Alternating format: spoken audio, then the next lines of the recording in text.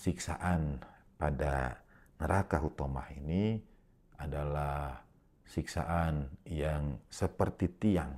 Dia menjadi pusat, menjadi sokok, menjadi dasar, pondasi, dibentangkan panjang kuat yang menunjukkan kecaman Allah Ta'ala, kecaman Al-Quran pada mereka, pada humazah dan lumazah yang memandang orang lain dengan tatapan, gestur, gerak, bahasa tubuh yang berbeda karena kemiskinan mereka, karena kefakiran mereka, karena ketidakpunyaan mereka. Dalam ayat keempat hingga 9 ini, Allah Ta'ala merinci siksaan, kadar, bentuk, dan dahsyatnya, beratnya ancaman yang diberikan kepada humazah dan lumazah ini.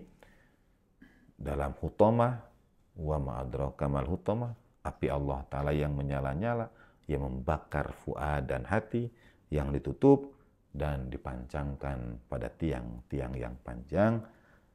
Wa na'udzubillahi min dzalik. Bismillahirrahmanirrahim. Alhamdulillahi rabbil alamin. Wassalatu wassalamu ala asyrafil anbiya'i wal mursalin sayyidina wa maulana wa habibi ilahil alamin. Alladzi sumiya fis sama'i bi Ahmad wa fil ardi bi Abil Qasimil Mustafa Muhammad. Wa ahli baitihi at-tayyibin at-tahirin la siyama baqiyatillahi fil ardin arwahuna wa arwahul alamin liturabi maqdamihil fida. Wa sayyidatina Fatimah az-Zahra wa maulatina Khadijatal Kubra wa jami'i ahli baitin nubuwah wa ma'dinir risalah. Wa anbiya'illahi wa rusulihi wa malaikatihi was siddiqin wasyuhada'i was salihin wa hasuna ulaika rafiqa. Assalamualaikum ayyuhan nabiyyu wa rahmatullahi wa barakatuh. Assalamu alayna wa ala ibadillahis salihin. Assalamualaikum jami'an wa rahmatullahi wa barakatuh.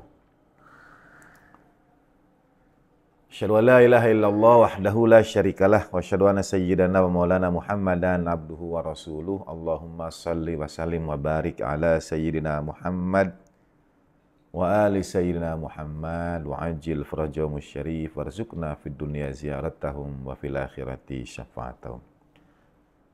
Alhamdulillah rabbil alamin. Saudara sekalian rahimakumullah, teriring salam salawat pada baginda Nabi besar Rasulullah Muhammad sallallahu alaihi wa alihi wasallam. Kita lanjutkan pembahasan dan kajian tafsir surah-surah pendek juz ke-30, juz amma, yang dimulai dari belakang. Dimulai dari surat yang terakhir, bergerak terus ke atas dengan harapan mudah-mudahan saat kita mendawamkannya dalam sholat-sholat kita, kandungan makna yang kita bahas dapat memberikan pemahaman terhadap ayat-ayat yang kita baca. Mudah-mudahan juga dapat menambah kekhusyuan dan sebagai bentuk mengamalkan wasiat baginda Nabi Shallallahu Alaihi Wasallam yang menitipkan dua pusaka teramat besar untuk kita, kitab Allah wa itrati ahli baiti. Kitab Allah dan keluarga baginda Nabi Shallallahu Alaihi Wasallam. Keduanya tidak akan pernah terpisahkan hingga kembali kepada baginda Nabi Shallallahu Alaihi Wasallam pada tepian Al-Haud, tepian telaga.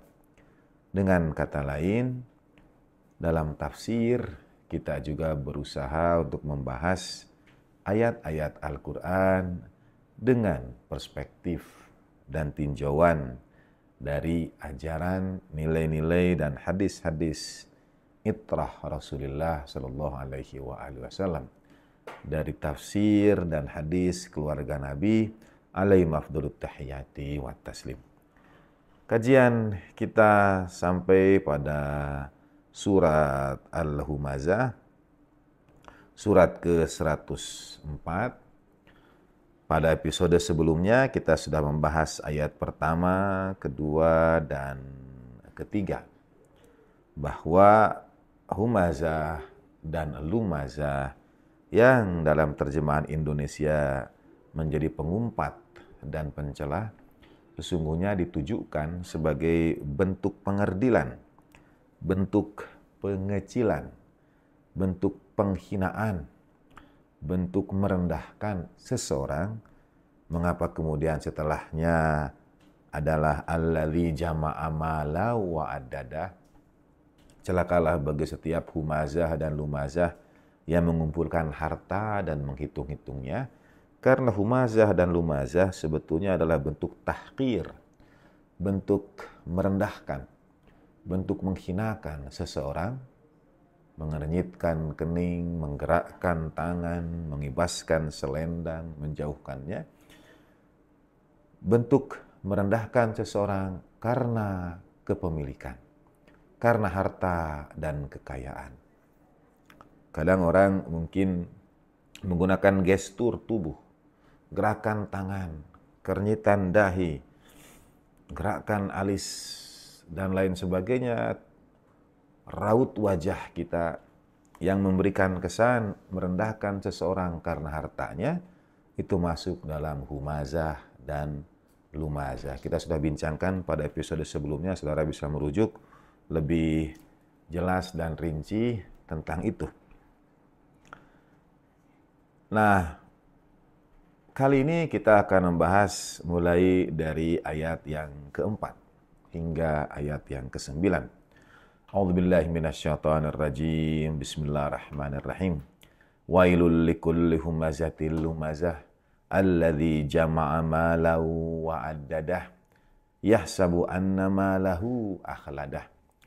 Orang yang mengerdilkan, merendahkan orang lain karena kepemilikan duniawinya, karena hartanya, sedangkan dia mengumpulkannya dan menghitung-hitungnya, menambah pundi-pundinya, tidak pernah merasa cukup dan puas dengan apa yang dimilikinya, mengira bahwa semua itu dapat menyelamatkan dia, mengira uangnya itu dapat menjauhkan dia dari yang daripadanya mereka merendahkan dan menghinakan orang-orang miskin yang tidak punya itu. Yahsabu annama lahu akhladah, mengira bahwa kekayaan mereka tidak akan membuat mereka jadi miskin, tidak akan membuat mereka menjadi rendah, menjadi hina, menjadi celaka. Mereka mengira harta itu dapat menyelamatkan mereka. Sebetulnya dalam Al-Quran ada penggunaan kata misalnya yahsabu dengan yadhunnu, itu punya kadar yang berbeda. Yahsabu ini saya mengatakan tadi mengira, ya sebetulnya lebih tepat meyakini. Orang yang mengumpulkan harta, menghitung-hitungnya, meyakini bahwa harta itu dapat menyelamatkan mereka. Ya, itu secara harfiah. Al-Quran kemudian menjawab, kalla ini sebuah jawaban penegasan yang berarti tidak, sama sekali tidak. Mereka itu kelak la yunbadanna, lam dan nun ketika digabungkan menjadi sebuah huruf taukid, huruf penegasan. Lam adalah huruf penegasan, nun juga adalah huruf penegasan. Tetapi ketika keduanya digabungkan, penegasannya kita dapat katakan kuadrat nilainya. La yunbadanna, benar-benar mereka itu kelak akan. Layun badanna itu dilemparkan, dihempaskan. Itu mungkin bahasa yang lebih tepat. Jadi seperti melemparkan seonggok yang tidak bermakna, yang tidak punya nilai. Kita ya sebetulnya bahasa yang lebih keras lagi, yang tentu ayat Al-Quran pilihan katanya pun ketika menyebutkan sesuatu yang keras tetap beradab. Jadi menghempaskan atau mungkin melemparkan, terjemahan kita bahasa yang tidak terlalu berkesesuaian dengan akhlak Qur'ani kurang lebih adalah layun badanna, itu seperti gerakan orang yang membuang sesuatu. Jadi mereka akan dibuang Tapi Al-Quran sekali lagi adalah bahasa yang beradab. Kalau kata pembuangan ini kurang beradab, kita pilih dihempaskan. Kalau dihempaskan pun masih kurang beradab, dilemparkan. Tapi maknanya adalah dibuang, dilemparkan, dihempaskan sebagai sesuatu yang tidak berarti, yang tidak bermakna, yang tidak bernilai, yang tidak berharga.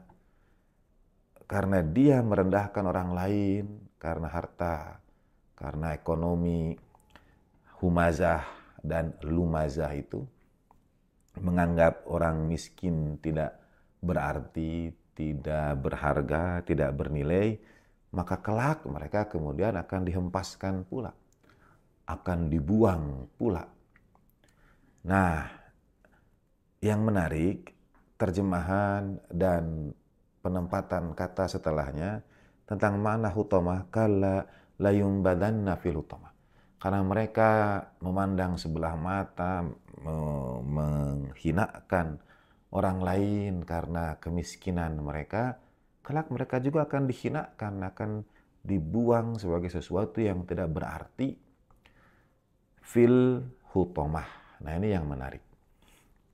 Misalnya dalam Al-Quran, kelak pada saatnya akan kita bahas, Al-Quran itu membedakan pembagian surga dengan neraka.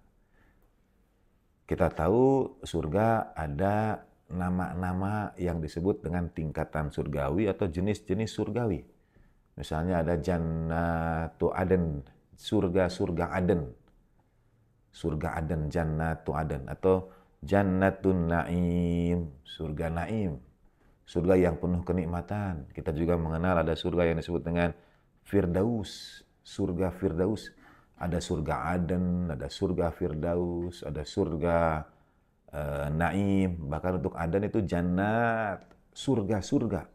Jadi yang disebut Aden pun itu ada banyak pula. Bagaimana dengan neraka? Pertama, setiap penggunaan kata wail dalam sebagian tafsir terjemahkan menjadi neraka wail. Wail itu artinya celakalah, malanglah. Tapi kadang diterjemahkan juga menjadi neraka wail. Ada yang disebut dengan sakor. Masalakakum fi sakor dalam ayat Al-Quran. Apa yang menyebabkan kalian ini masuk ke neraka? Sakor, penyebutan. Atau Jahannam. Neraka Jahannam kita sebut. Nah, umumnya sifat neraka tentu sebagaimana kita pahami adalah nar, api. Waquduhan nas wal hijarah, yang bahan bakarnya itu adalah manusia dan bebatuan. Ini menarik juga karena kalau manusia jadi bahan bakar karena dosa, apa salah bebatuan? Atau dia memang menjadi bebatuan nerakawi dan lain sebagainya. Tapi Al-Quran menyebutkan waquduhan nas wal hijarah. Neraka itu bahan bakarnya manusia dan bebatuan. Nah, kalla layumbadanna fil hutomah, dalam ayat keempat surat Humazah ini, sebagian menyebutkan hutomah ini adalah nama neraka juga. Tidak, sama sekali tidak, harta itu tidak akan menyelamatkan mereka. Kelak mereka akan dihempaskan, dibuang, dihinakan di neraka hutomah. Karena menggunakan alif lam. Jadi ini penyebutan sebagai nama tempat, al-hutomah. Tapi makna hatim sendiri, mahtum, itu artinya sesuatu yang bertabrakan, sesuatu yang kurang lebih, sekali lagi mohon dimaafkan kalau saya menggunakan terjemahan bebas. Saya karena berusaha mencari padanan kata dalam bahasa Indonesia yang mungkin tidak diwakili oleh satu atau dua kata. Yaitu kondisi tubuh, dalam tanda petik kalau fisikal, seseorang yang remuk redam dan sudah tidak ketahuan kelihatan lagi bentuknya. Itu hutomah, mahtum. Jadi orang mungkin ya, ini bahasan tidak nyaman kalau kita bahas neraka. Misalnya tangan orang terputus dan lain sebagainya, itu masih bisa kelihatan bentuknya. Ya, bentuknya tangan. Ya. Atau misalnya ketika Al-Quran mengisahkan tentang siksaan di neraka, A'udzubillahi minasyaitonirrajim, yang mengisahkan bagaimana kalau orang disiksa itu, nih surat An-Nisa, surat keempat, ayat 56. A'udzubillahi minasyaitonirrajim. Innal ladzina kafaru biayatina sawfa nuslihim nara. Sesungguhnya orang-orang yang kafir pada ayat-ayat kami, neraka akan meliputi mereka, menguasai mereka. Kullama nadijat juluduhum baddalnahum juludan ghairaha liyadzuqul adzab. Innallaha kana azizan hakima. Kami akan memasukkan orang-orang kafir itu ke neraka, dan setiap kali kulit mereka hangus, kami ganti dengan kulit yang baru dalam tanda petik. Kami ganti dengan kulit yang lain, supaya mereka merasakan azab. Nah, ini jenis siksaan yang di neraka sa'ir, jahannama sa'ira, yang dialami. Jadi ada neraka sakor, ada neraka jahannam, ada neraka sa'ir. Nah, hutama ini disebutkan sebagai satu di antara nama neraka dalam tanda petik. Kalau di neraka sa'ir, di dalam surat An-Nisa itu, yaitu jahanam, neraka sa'ir yang menyala-nyala apinya. Ya, setiap api tentu pasti menyala. Tapi sekali lagi ada kekhususan dalam ayat-ayat Al-Quran. Pada saatnya akan kita bahas tentang makna-makna ini lebih detail. Nah, di jahanam sa'ira yang disebut dengan neraka jahanam sa'ir itu, setiap kali kulit terbakar, Tuhan ganti dengan kulit yang baru, supaya merasakan lagi azab itu. Nah, ini masih fisikal, masih terlihat bentuknya, masih ketahuan kalau itu kulit, misalnya begitu, Al-Quran mengisahkan. Tetapi hutamah secara makna, jadi siksaan yang Allah Ta'ala berikan kepada orang yang merendahkan orang lain karena hartanya, humazah dan lumazah ini, itu akan dihempaskan dalam neraka hutamah, yang makna katanya hutamah itu artinya bertabrakan atau campur aduk, melebur. Yang bahasa saya tadi remuk redam, sehingga tidak kelihatan lagi bentuknya. Tidak kelihatan mana kalau fisikal ya, kita analogi karena tentu bentuk ragawi dalam tanda petik duniawi dan ukhrawi berbeda. Tapi Al-Quran memberikan analogi dengan analogi yang seperti neraka yang menyala, kulit yang terbakar, ini kan semua fisik. Nah, supaya kita bisa memahaminya dalam kacamata duniawi kita. Nah, hutamah ini remuk redam sampai tidak kelihatan bentuknya, tidak jelas mana kulit, mana tangan, mana mata, dan lain sebagainya. Itu neraka hutamah. Jadi sebuah bentuk siksaan yang bisa dibayangkan oleh kita, berat sekali, yang kemudian Al-Quran ulang. Wama adraka mal hutamah.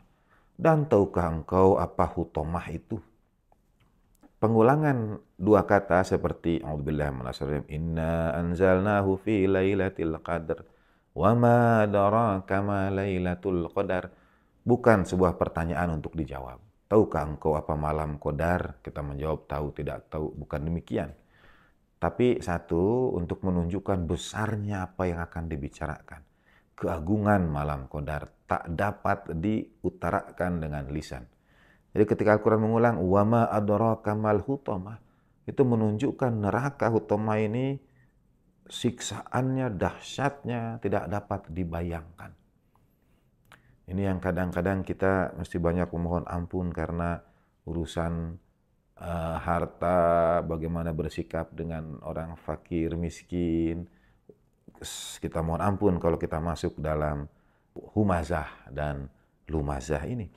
Karena akibatnya akan dihempaskan pada neraka hutamah yang wama adraka mal hutamah. Tahukah engkau apa neraka hutamah? Pada saat yang sama maknanya itu adalah kau tidak akan pernah tahu apa itu neraka hutamah. Bagaimana neraka hutamah itu tidak akan pernah dapat terbayangkan. Wama adraka mal hutamah. Alangkah dahsyatnya, beratnya. Dari sisi makna saja, remuk redam, hancur tak berbentuk. Lalu narullahil muqadah. Nah, api Allah yang dinyalakan. Nah, mengapa narullah? Karena pada ayat yang lain, waquduhan nasu wal hijarah. Ada api yang bahan bakarnya itu manusia dan bebatuan. Tapi khusus untuk humazah dan lumazah ini Allah telah menisbatkan api itu pada zatnya yang maha suci. Ini api Allah. Begitu. Kalau misalnya ada api yang terbuat dari manusia dan dari bebatuan, yang ini narullah. Api Allah. Sesuatu ketika dinisbatkan kepada Allah Subhanahu wa taala, dia menambah dimensi keagungan. Misalnya bait, rumah. Baitullah, jelas tak terhingga bentangan jarak perbedaan antara rumah dengan rumah Allah. Kitab dengan kitabullah. Abad dengan abadullah. Ini rentang yang tak terkira antara langit yang jauh dan dasar yang teramat juga bentangannya tak terkira. Ketika ada penisbatan pada Allah, Baitullah, Kitabullah, Abdullah, Nurullah, cahaya misalnya, itu semua maknanya tak dapat kita kira. Nah ini pun narullah, bukan api sembarang api. Bukan api yang waquduhan nasu wal hijarah, yang bahan bakarnya itu adalah manusia dan bebatuan, tapi ini narullah, api Allah. Memang dalam tafsir agak sedikit ada kesulitan, sehingga mungkin terjemahan akan mengatakan narullah itu sebagai api dalam tanda petik yang disediakan Allah. Karena surga dan neraka dalam ayat yang lain itu ada uiddat, disiapkan lil muttaqin, bagi orang yang bertakwa, atau uiddat lil kafirin, disiapkan bagi orang yang kafir. Jadi ini api disiapkan Allah. Ini dalam tafsir. Kata disiapkan ini pemaknaan, karena bagaimana kita memaknai narullah, api Allah. Semuanya juga kan milik Allah Subhanahu wa taala, mengapa perlu ada pengkhususan narullah? Nah, untuk menunjukkan hutomah tadi sebagai neraka yang hancur mukredam tak berbentuk, wa ma adraka mal hutomah, tidak dapat kita duga, tidak dapat kita ketahui, tidak dapat kita pahami apa itu al-hutomah. Kemudian Allah menjelaskan, kalian tidak akan pernah tahu apa itu al-hutomah. Allah Ta'ala jelaskan, itu narullahil muqadah, api Allah Ta'ala yang menyala-nyala. Sekali lagi, penekanannya pada narullah. Ini api Allah. Karena berikutnya ini yang menarik. Kalau yang lain, sebagaimana ayat yang tadi saya baca, setiap kali kulit mereka itu dibakar, tumbuh lagi kulit yang baru. Waquduhan nasu wal hijarah, bahan bakarnya api dan manusia dan bebatuan.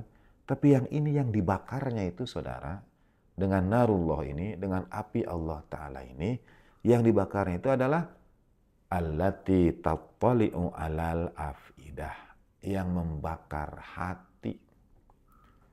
Bukan sesuatu yang bersifat fisik. Bukan kulit, bukan manusia, bukan batu yang dibakar. Betul, kita punya bagian dalam tubuh kita sebut jantung. Ada lagi bagian dalam tubuh kita sebut liver. Ini ragawi duniawi, raga, bentuk-bentuk jasmani, fisik kita yang berhubungan dengan kehidupan kita di dunia sekarang ini. Kita akan menjalani hidup barzakhi, hidup di alam barzah dengan ragawi alam barzah. Kelak juga ukhrawi demikian. Tetapi kata yang dipilih, saya dalam bahasa Arab dan dalam tasawuf itu sangat banyak kata digunakan untuk merujuk boleh jadi pada satu keadaan yang sama. Sementara saya akan sebut 3, yaitu sodar, fuad, dan qalb. Sodar dada, fuad dan qalb. Fuad hati, qalb kalbu. Kalau ditanyakan apa beda hati dengan kalbu, kita tidak bisa dengan cepat menjawab. Sebetulnya ini sering terjemahkan semua juga menjadi hati. Alhamdulillah, alam nasroh laka sadrak. Bukankah telah kami lapangkan dadamu? Kan yang dimaksud bukan dada fisik, bukan dada kita yang menjadi bidang, ya, Orang dadanya lega itu bukan sentimeter ukuran dadanya bertambah. Lega itu bukan perkara fisik, tapi perkara batin. Hati kita yang lapang itu bukan berarti luas secara fisik. Jadi sodar juga bermakna hati. Alam nasroh laka sodra. Bukankah sudah kami lapangkan dadamu? Itu bukan dada fisikal ini. Ada sodar, ada fuad, ada qalb. Ini 3 yang akan kita bahas.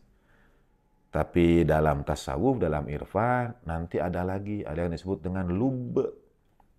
Ada yang disebut dengan sir. Ada lubul albab. Ada sirul asrar. Dan seterusnya. Ada nafas dan sebagainya. Nah, fisik kita punya jantung. Kita punya liver. Tapi kalau disebut hati, yang manakah hati manusia itu? Hati sekali lagi. Apakah itu liver dia? Yang disebut dengan heart dalam bahasa Inggris, yang terjemahkan menjadi hati, itu jantung. Ya. Sehingga orang serangan jantung disebut heart attack. Dia kena serangan hati. Nah, maksudnya itu adalah serangan jantung. Heart attack itu heart merujuk kepada jantung. Tapi heart yang disebut. Ya. Kemudian juga ada liver, kabad dalam bahasa Arabnya. Sayyidina Hamzah, salamullah alaihi wa ala syuhadaina afdalut tahiyati wa taslim, itu ketika syahid, dilemparkan lembing tombak oleh Wahsy, budaknya Hindun, istrinya Abu Sufyan. Oleh Hindun itu, ini bagaimana kebencian sudah membakar dada tadi itu ya. Kebencian itu menjadi api yang menyala menggerogoti. Sudah orangnya gugur, sudah Sayyidina Hamzahnya syahid, salamullah alaih. Tidak cukup di situ, orangnya sudah syahid, masih juga dihantamkan itu belati, dirobek dada Sayyidina Hamzah salamullah alaih, dada fisik. Bahasa kita sekarang dimutilasi. Dan itu karena kebencian, api yang sudah membakar, menggerogoti hati dia itu. Bukan hanya itu, karena kebencian, sekali lagi, diambil bagian dari liver, dari kabadnya Sayyidina Hamzah salamullah alaih, berusaha mau dimakan oleh Hindun itu, tapi kuasa Allah Ta'ala membuat dia mengeluarkan kembali, tidak sanggup menelannya. Ini sekali karena kebencian, orangnya sudah syahid, sudah gugur, dadanya dibelah, dimutilasi, livernya diambil, mau dimakan juga. Sehingga keturunannya dalam sejarah kemudian sering dalam beberapa riwayat disebutkan sebagai ya bena akilatil kabad, hei kalian anak si pemakan liver. Nah, kadang terjemahkan menjadi si pemakan hati. Yang dimaksud adalah liver, ya bena akilatil kabad, hei anak si pemakan liver atau makan hati. Nah, ada sodar, ada fuad, ada qalb. Ini semua bukan sesuatu yang bersifat fisik sekali lagi. Karena kalau fisik kita sebut dia kabad, liver. Kalau fisik kita sebut dia jantung. Nah, alam nasroh laka sodrok, saya kira semua kita akan setuju kalau yang dimaksud lapang dada itu bukan dada bidang sekali lagi ya. Tapi hati, kalbu. Kita kalau ditanya sekarang di mana posisi hati yang membuat kita merasa, membuat kita bergerak dan lain sebagainya, kita tidak akan merujuk kepada satu di antara anggota fisik kita ini. Ada sodar, ada fuad, dan ada qalb. Sebelum saya lanjutkan tentang 3 ini narullahil muqaddah, api Allah Ta'ala yang menyala-nyala ini, membakarnya itu, allati tattali'u alal afidah. Membakarnya membakar fuad. Jadi bukan membakar fisik seperti kulit dalam neraka sa'ir tadi. Atau membakar manusia, waquduhan nasu wal hijarah, yang bahan bakarnya itu adalah manusia dan bebatuan. Bebatuan fisik. manusia fisik, kulit fisik. Tapi hutomah ini yang dibakar adalah hati yang bukan fisik. Fuad, jamaknya afidah. Allati tattali'u alal afidah. Yang hati ini, yang api ini akan membakar fuad. Bukan fisik. Artinya, kayak analoginya beginilah. Waliyadzubillah, saya mohon maaf kalau saya mencontohkan bagian ini. Karena ini bagian yang sebetulnya saya tidak sependapat, ada penafsiran lain. Sayangnya kadang disalah artikan, disalah tafsirkan, tahapan mengingatkan pasangan, mengingatkan istri, mengingatkan perempuan dalam ayat Al-Quran. Kalau perlu saya sampaikan saja ayat Al-Qurannya supaya tidak menimbulkan kesalahpahaman. A'udzubillahi minasyaitonirrajim. Tahapannya itu ada 3. Pertama, ya mengingatkan, kemudian memisahkan, dijauhi, dan lain sebagainya. Dan kalau kemudian sudah diberikan tahapan itu, tetap juga ada ketidaktaatan pada perintah Allah Subhanahu wa Ta'ala, maka kemudian pukul gitu. Nah, memukul ini sebagian menafsirkannya secara fisik. Jadi memukul fisik. Sampai saudara boleh googling, ini bagian awareness bagi saya. Sampai ada YouTube yang mengajarkan quote-unquote tutorial bagaimana memukul istri. Dengan sedih sebetulnya saya sampaikan, dan seharusnya tidak saya sampaikan karena ini kesalahpahaman orang terhadap ajaran Islam, bukan Islamnya, tetapi kesalahpahaman dalam menafsirkan makna. Nah, sampai ada yang mengartikan itu memukulnya itu adalah memukul yang tidak meninggalkan jejak, yang tidak meninggalkan bekas, begitu. Saya sering kemudian menyampaikan, kalau seseorang dipukul, waliyadzubillah, bekas fisik itu bisa hilang, tapi tidak bekas di dalam hati. Jadi kalau misalnya pukul yang tidak meninggalkan bekas, secara fisik mungkin bisa jadi tidak ada itu bekas. Ya. Bahkan kalau saudara belajar bela diri, saudara itu bisa memukul yang sebetulnya tidak ada bekas. Ya. Bagian-bagian tertentu, pukulan itu pada bagian-bagian tertentu yang bisa meninggalkan bekas. Ada bagian yang bisa tidak meninggalkan bekas. Misalnya, dengan teknik dan cara pukul tertentu. Tapi pada hati akan selalu ada bekas, bahkan tidak akan pernah hilang bekas itu. Nah, fuad adalah seperti hati yang disakiti itu. Dan dia lebih sakit daripada sakit fisik. Daripada tamparan pukulan itu, jejak yang tertinggal dalam hatinya itu lebih menyakitkan. Allati tattali'u alal afidah menunjukkan sekali lagi degree tingkatan siksaan di hutomah itu yang hancur mukredam tak berbentuk. Lalu wa ma adraka mal hutomah, kalian tidak akan pernah tahu hutomah itu bagaimana. Lalu narullah, ini api Allah dinisbatkan pada Allah Ta'ala sudah 3 kali itu. 3 penegasan. Ini api Allah. Bukan api sembarang api, bukan api yang dari bahan bakar manusia dan bebatuan. Ini narullah, ini api Allah.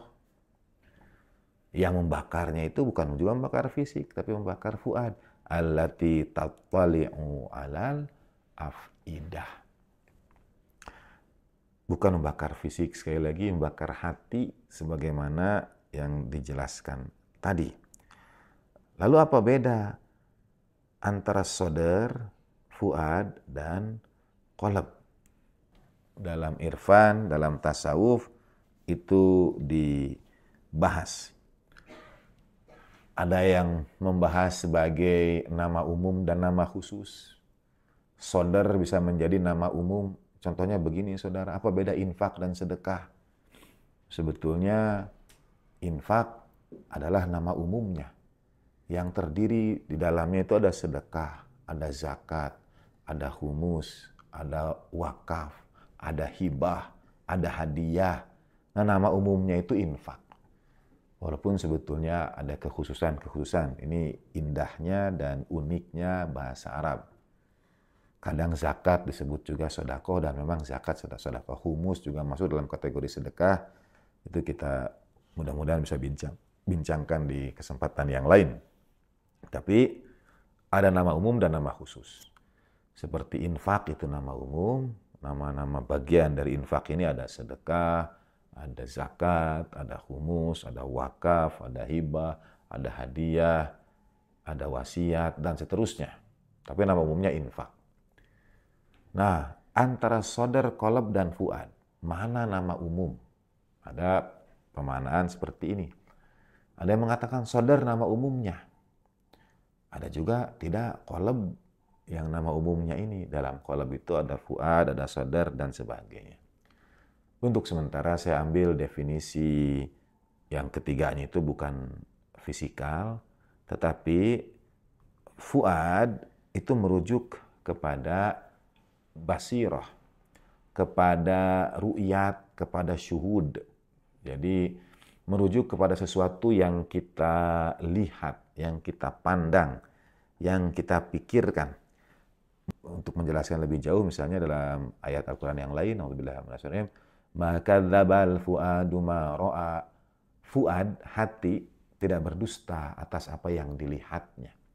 Ra'a.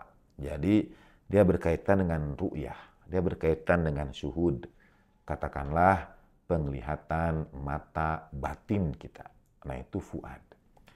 Kalau kita melihat ini penglihatan lahiriah kita, bisa buram, bisa bermasalah. Ada yang Allah Ta'ala uji dengan kehilangan kemampuan melihat. Nah, fuad itu mata batin. Ya.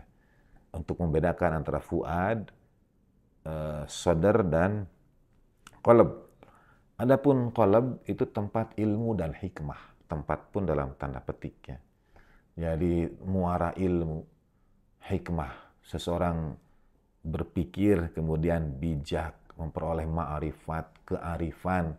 Nah, ini ranah qalb. Sementara ru'yah, basirah, penglihatan mata batin, itu ranah fuad. Tentu ada irisan, ada kemiripan, dan ini ranah irfan, ranah tasawuf, ranah filsafat membahasnya.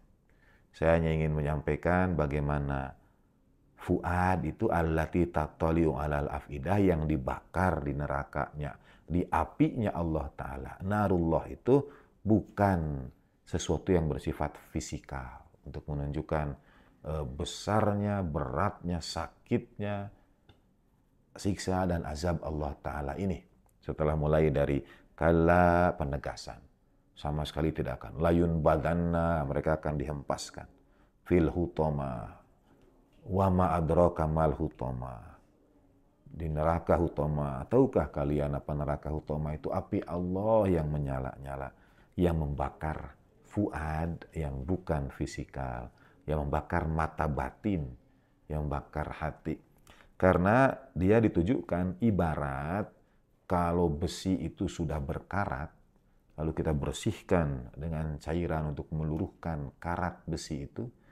Ini yang berkarat adalah mata batin orang yang memandang orang lain dengan kerendahan, dengan merendahkan, dengan tahqir, humazah dan lumazah itu. Mata batinnya yang tertutupi ketika membedakan bersikap pada orang kaya dan orang miskin. Karat hati itulah yang akan quote unquote dibakar, atau dengan kata lain dibersihkan oleh narullah. Innaha alaihim muqsadah. Nah, api Allah Ta'ala ini menyala-nyala, membakar mereka, meliputi, menutup mereka. Mu'sodah.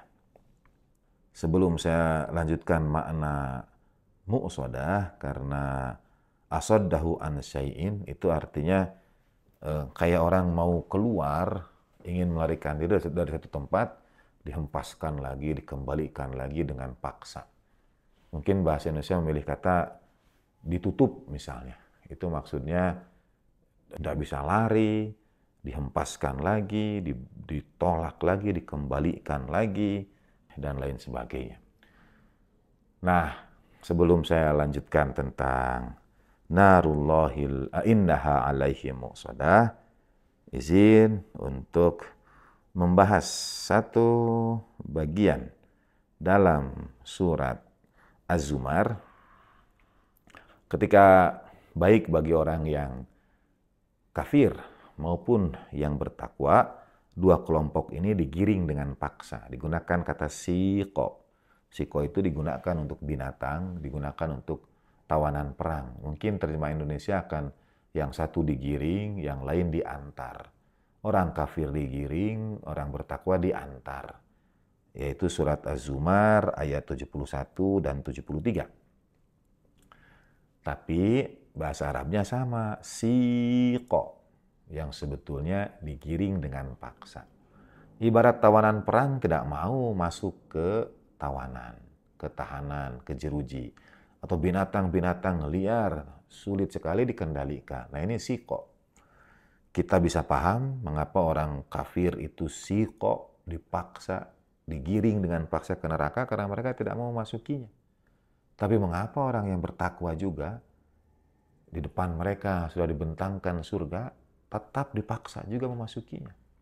Nah ini juga izin beberapa bagian ini akan terhubung dengan kajian-kajian ayat-ayat yang lain. Tapi kita akan fokus kembali kepada bahasan dalam surat Humazah. Nah, dalam surat Az-Zumar itu, a'udzubillahi minasyaitonirrajim, di dalam surat Az-Zumar ayat 71 dan 73, selain kekhasan pada kata siko, ada kekhas yang digunakan baik untuk orang bertakwa maupun orang kafir. Juga ada kekhasan, ada sesuatu yang dakik, yang latif, yang mungkin quote-unquote kecil, tapi tidak ada yang kecil dalam Al-Quran itu. Yang mungkin tidak terperhatikan. Saya mengulang-ulang kata mungkin itu. Karena misalnya, a'udzubillahi minasyaitonirrajim, surat Az-Zumar 71.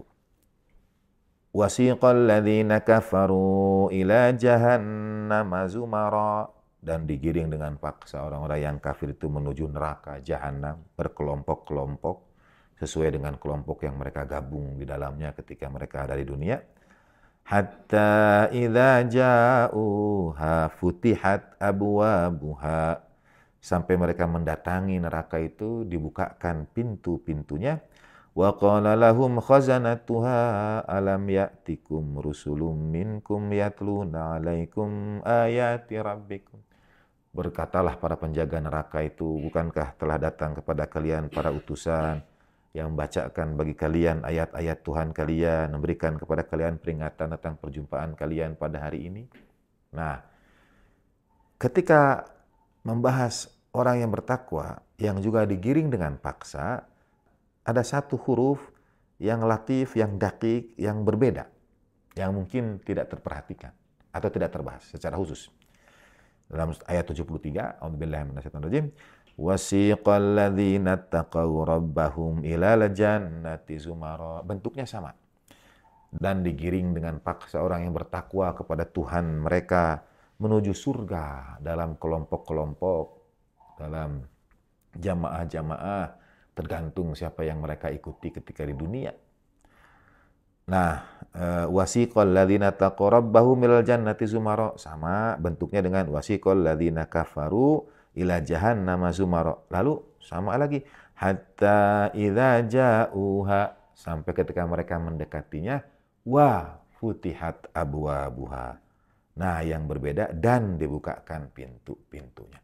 Itu ada kata wa, wau satu huruf yang berarti dan. kita kalau bandingkan dua ayat ini, ayat 71, kita sandingkan dengan ayat 72, bentuknya itu sama, yang membedakan hanya satu huruf. Wa, wau, dan. Ini kelihatan kecil, tapi tidak ada yang kecil dalam Al-Quran. Apa maknanya? Bahasa Arab itu mengenal bentuk syarat dan jaza, pengkondisian, dan apa yang terjadi setelahnya. Itu yang membedakan dengan huruf waw di situ. Apa maksudnya? Untuk surga, hatta idza ja'uha wa futihat, menunjukkan bahwa pintu surga selalu terbuka. Tidak pernah ditutup. Sampai ketika mereka mendatangi pintu-pintu itu, wa futihat, dan pintunya terbuka. Pintunya sudah. Satu huruf itu, waw yang kecil itu, menunjukkan dia sudah terbuka. Pintu surga tidak pernah tertutup. Maknanya juga, surga tidak pernah tertutup. Wa futihat abwabuha. Dan pintu-pintu surga itu sudah terbuka untuk orang-orang yang bertakwa. Beda halnya dengan orang-orang kafir. Hatta idza ja'uha futihat abwabuha. Baru ketika mereka mendatanginya dibuka pintu neraka itu. Jadi selama ini pintu neraka itu selalu tertutup. Tuhan Maha Kasih, Maha Sayang, Allah Subhanahu wa taala, pintu surga selalu terbuka. Kalau dibahasakan sekarang demikian, kita juga selalu harus membuka hati kita, membuka tangan kita, membuka rumah kita. Tentu dengan banyak pertimbangan yang kita juga semua mungkin memahami, bahkan terkadang pintu-pintu masjid kita terkunci, tertutup. Surga itu ditutup dan dikunci. Dalam jurnal Ulumul Quran pernah ada seorang penulis yang mengisahkan bagaimana seorang perempuan pekerja, perempuan tunasusila atau perempuan pekerja kebutuhan biologis komersial, itu ingin bertaubat, minta ampun kepada Allah Ta'ala, merasa dirinya kotor, penuh dosa, tapi ketika dia merasa hatinya itu ingin bertaubat, ini cerita saudara, bukan true story, tapi kita ambil moralnya. Lalu dia ingin taubat, dan berlarilah dia ke masjid. Sampai di masjid menemukan pintu masjid itu terkunci dengan rapat. Sampai dia berkata, ya Allah, apakah engkau sudah menolak aku dari sisimu? Bahkan aku mau datang ke rumahmu saja, masjid ini terkunci. Dia merasa itu sebagai bentuk penolakan Tuhan. Tapi dia tetap meminta ampun kepada Tuhan dengan bergantung pada pintu, pada pagar masjid itu. Dan pada waktu subuh, jamaah masjid yang datang untuk membuka kunci supaya bisa sholat subuh itu menemukan perempuan ini masih tergantung di pagar masjid itu dalam keadaan sudah tidak bernyawa lagi. Sudah meninggal dunia. Dan dia memegang pagar masjid itu karena ingin bertaubat pada Allah Subhanahu wa taala. Kalau masjid kita lambangkan surga, masjid itu rumah Tuhan. Dalam ayat Al-Quran ini, wa futihat abwabuha, surga tidak pernah tertutup, surga selalu terbuka bagi siapapun. Rumah Allah Ta'ala tidak pernah menutup dari siapapun.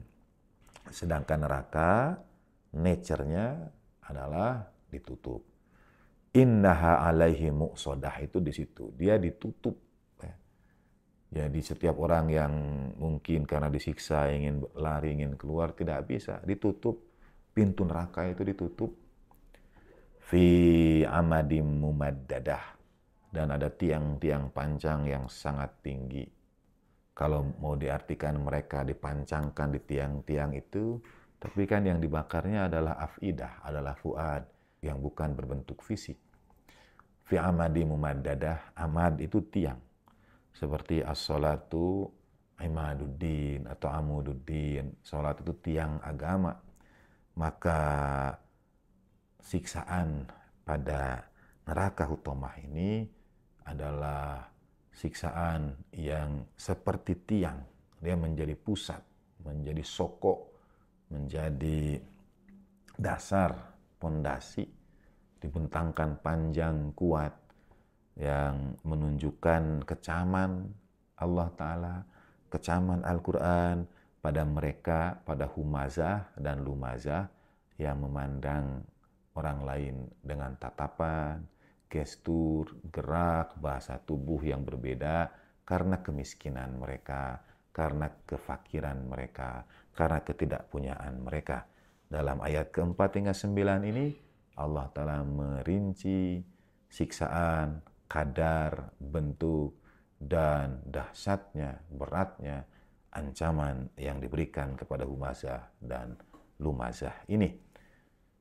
Dalam hutomah, wa ma'adraka mal hutomah, api Allah Ta'ala yang menyala-nyala, yang membakar fuad dan hati, yang ditutup dan dipancangkan pada tiang-tiang yang panjang. Wa na'udzu billahi min dzalik. A'udzu billahi minasyaitonir rajim. Bismillahirrahmanirrahim. Wailul likulli humazatil lumazah alladzi jama'a malan wa 'addadah yahsabu anna malahu akhladah kalla layunbadanna fil hutamah wa ma adraka mal hutamah narullahil muqadah allati tattali'u 'alal afidah innaha 'alaihim mu'sadah fi 'amadin mumaddadah. Sadaqallahul maulana al-aliyul azim wa sadaqa rasuluhun nabiyul karim wa nahnu ala dhalika minasyahidin wa syakirin walhamdulillahi rabbil alamin. Kita doakan saudara kita di Palestina, di berbagai tempat yang teraniaya, para guru, para maraji, para ulama yang sakit, di antara kita yang titip doa. Ziyadatan fi syarafin Nabi Mustafa Rasulullah sallallahu alaihi wasallam, khususan untuk amwatina almarhumin kita semua. Allah yarham. Ya jal rahmat wa Al-Fatihah. A'udzu billahi minasyaitonir rajim. Bismillahirrahmanirrahim. Alhamdulillahirabbil alamin. Arrahmanir rahim. Maliki yaumiddin. Iyyaka na'budu wa iyyaka nasta'in. Ihdinas siratal mustaqim. Siratal ladzina an'amta 'alaihim ghairil maghdubi 'alaihim waladdallin. Terima kasih atas perhatian saudara dan terima kasih atas khidmat para kru Mishkat TV semuanya. Juzitum an ahlil bait alaihi wasallam khairan katsira. Wa sallallahu ala sayyidina Muhammadin wa ali tahirin walhamdulillahirabbil alamin wal afu minkum wa ma taufiqi illa billah alaihi tawakkaltu wa ilaihi unib. Insyaallah jumpa lagi pada kajian berikutnya. Wassalamualaikum warahmatullahi wabarakatuh.